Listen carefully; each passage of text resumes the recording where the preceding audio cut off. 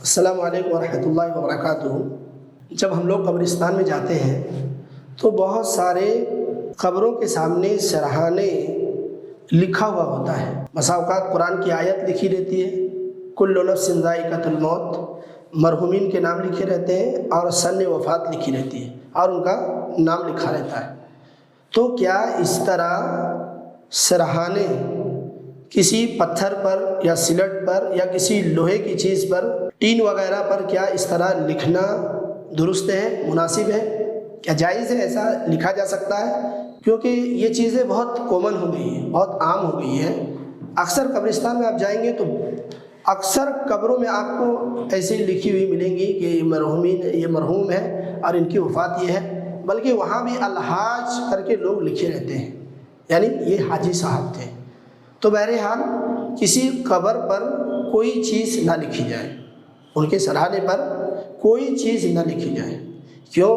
کہ ایک ایسی چیز ہے جسے اللہ کے نبی صلی اللہ علیہ وسلم نے منع کیا ہے۔ صحیح مسلم کی روایت ہے، حضرت جابر رضی اللہ عنہ راوی حدیث ہے، وہ کہتے ہیں نہا رسول اللہ صلی اللہ علیہ وسلم ان یجسس القبر وان یقعد علیہا وان یبنى علیہ،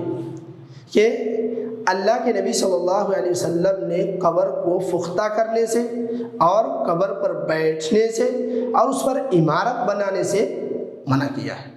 تو اس میں تو الفاظ نہیں ہے، البتہ سنن ترمذی کے کتاب الجنائز میں یہ حدیث موجود ہے، وَأَن يُكْتَبَ عَلَيْهَا، اور رسول اللہ صلی اللہ علیہ وسلم نے اس پر لکھنے سے منع کیا۔ تو پتہ کیا چلا کہ قبر پر یا قبر کے سامنے مرحومین یا قرآن کی آیت یا کسی بھی طرح سے کوئی بھی چیز لکھنا یہ مناسب نہیں ہے، یہ درست نہیں ہے، جو کہ عام رواج ہے۔ تو رواج کو ختم کرنے کی ضرورت ہے،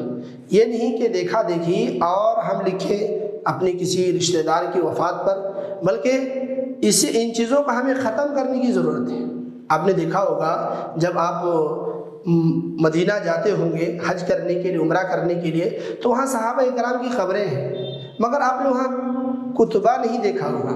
لکھا ہوا ایسا سلیٹ یا کسی چیز پہ ایسا نہیں ہوگا کہ اس پر نام لکھا ہوا ہو کہ یہ فلاں ہے، یہ فلاں صحابی ہے، یہ فلاں صحابیہ ہیں جن کے اوپر نام لکھا ہوا ہے یا ان کی وفات اتنے میں ہوئی ہے۔ بے شمار لوگ وہاں مدفون ہیں اور بڑے بڑے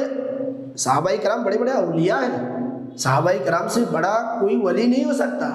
مگر ان کے قبروں پر بھی آپ دیکھیں گے کہ کوئی کچھ لکھا ہوا نہیں ہوتا ہے۔ اور یہ چیزیں ایسی ہیں جسے اللہ کے نبی صلی اللہ علیہ وسلم نے جب منع کیا ہے تو ہمیں رک جانا چاہیے اور ان چیزوں سے باز آ جانا چاہیے، کیونکہ یہ چیزیں دیکھا دیکھی اور بڑھتی جا رہی ہیں، جبکہ